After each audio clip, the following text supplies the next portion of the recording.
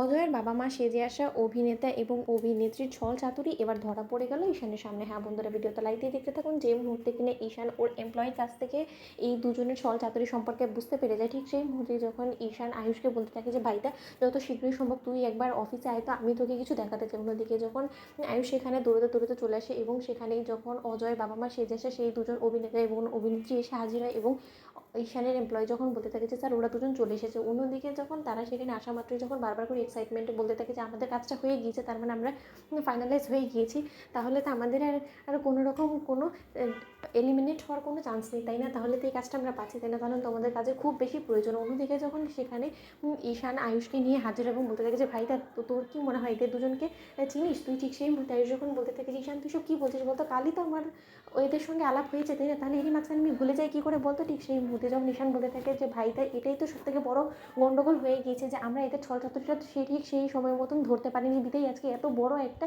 করুণ পরিণতি আমাদেরকে ভোগাতে হচ্ছে। এবং তার থেকেও বড় কথা তুই জানিস না হয়তো বা যে এরা অজয়ের বাবা মা আর যে পরিচয়টা দিয়েছে না সেটা সম্পূর্ণরূপে ভুয়া এবং বানোয়াট। কি আমি কি খুব একটা ভুল বলছি বলুন তো? ঠিক সেই মুহূর্তে যখন তারা ঈশান এবং আয়ুষকে দেখতে পায় তাদের সামনে, ঠিক সেই মুহূর্তে তারা চমকে যায় এবং বলতে থাকে চাচ্ছা এই কোম্পানিটা কি তার মানে আপনাদের? অন্যদিকে ঈশান বলতে থাকে যে হ্যাঁ, আসলে ঈশ্বরেও হয়তো বা চাইছিল যে কুসুমের বিয়ের আগেই যাতে আপনাদের এই ছল চাতুরিটা আমাদের সকলের সামনে ধরা পড়ে যায়, তার জন্যই হয়তো বা ঈশ্বর ঠিক সেই সময় মতনই আমাদের কাছে আপনাদেরকে ধরা দিয়ে দিয়েছে। ঠিক সেই মুহূর্তে যখন তারা বলতে থাকে যে আমাদেরকে কোনো রকম কোনো শাস্তি আওতায় আনবেন না, আমাদেরকে কোনো রকম কোনো পুলিশের কাছে তুলে দেবেন না, আমরা সবটা আপনাকে সত্যিটা খুলে বলছি, আমরা সত্যিকার অর্থে অজয়ের বাবা মা নয়, আমাদেরকে রীতিমতো অজয় ভাড়া করে এনেছিল এবং আমরা টাকার আর লোভে পড়ে রীতিমতো অজয়ের সঙ্গে এই কাজ করতে রাজি হয়েছিলাম এবং অজয়ের সঙ্গে আমাদের কোনো রকম কোনো সেরকম ব্যক্তিগত সম্পর্কও নেই। আমি তো রীতিমতো অভিনয় করে বেড়াই এবং সেও একই কাজ করে। আমার রীতিমতো ছেলে অসুস্থ হসপিটালে ভর্তি, বিধায় আমার ছেলের ট্রিটমেন্টের পেছনে এতগুলো টাকা খরচ হয়ে যাচ্ছে, সেই টাকাগুলো উপার্জন করার জন্য আমি রীতিমতো এই কাজ করতে রাজি হয়েছি। এবং অজয় যে এরকম একটা নিকৃষ্ট মানের বদমাইশি করবে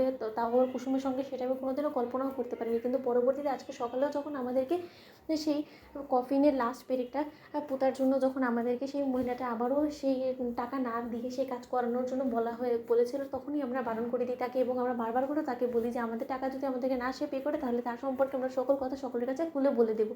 অন্যদিকে এই কথা বলা মাত্র যখন আয়ুষ বলতে থাকে যে এক মিনিট আপনি কী বললেন? সঞ্জয় ঠিক আসলে কীরকম চরিত্রের ছেলে বলুন তো? ঠিক সেই মুহূর্তে যখন তারা বলতে থাকে যে সঞ্জয় তো রীতিমতো মহা ধড়িবাজ একটা ছেলে, ও রীতিমতো জায়গায় জায়গায় এরকম করে ভালো মানুষের মুখোশ করে অভিনয় করে মেয়েদের মন নিয়ে ছেলেখেলা করে এবং মেয়েদেরকে মলেস্ট করে রীতিমতো ও ছেড়ে দেয় এবং তার পরবর্তীতে মেয়েদেরকে কয়েক সময় গুমও করে দেয় এবং এই কাজেও এতটা পারদর্শী বিধায়ী তো ওকে এতগুলো টাকা দিয়ে ভাড়া করা হয়েছে।